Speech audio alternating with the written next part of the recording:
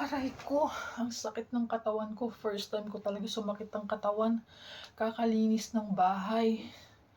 Ano ba naman 'to? Since nag-day off ako noong January 24 na nagpagkita ko sa mga employer ko dati, doon na ako parang naparusahan ng lawpanyang ko.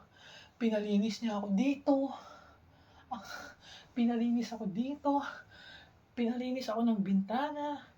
Ah, ang dami, grabe. Ilan ang kwarto dito? Isa, dalawa, tatlo, apat, lima. Limang kwarto. CR tatlo. Tapos yung kitchen. Laundry area. Tapos yung rep. Last kahapon yung rep. Ay, ang sakit ng katawan ko. Tapos sabi ko nun, kasi nga may kausap yung boss ko sa telepono. Siguro tinanong kung bibigyan ako ng home pack. May sabi kasi ni Lau Panyang na bakit mo pa siya bibigyan? Nakasahod na yan.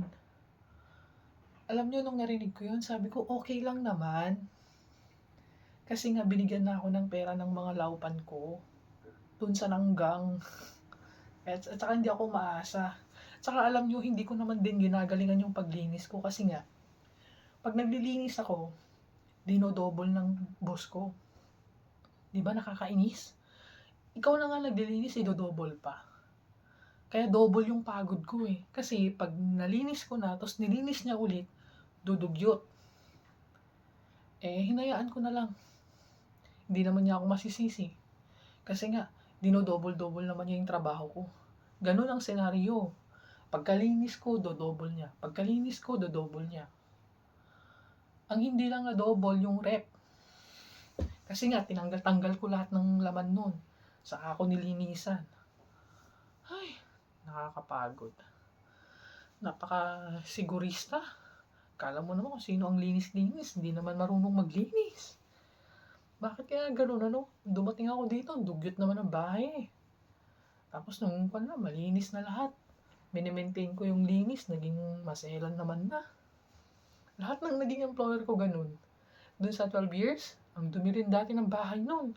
Ang daming mga ipis. Pero nung nilinis ko na, okay na. Hindi naman sila sensitive. Pero dito sobrang sensitive. Grabe. Tsaka dun sa nanggang, na-appreciate nila yung ginagawa ko. Dito, walang appreciation. Yun yung mali. Ay, masama yata ang pagkabaltog ni Lola. Kaya hindi makabangon.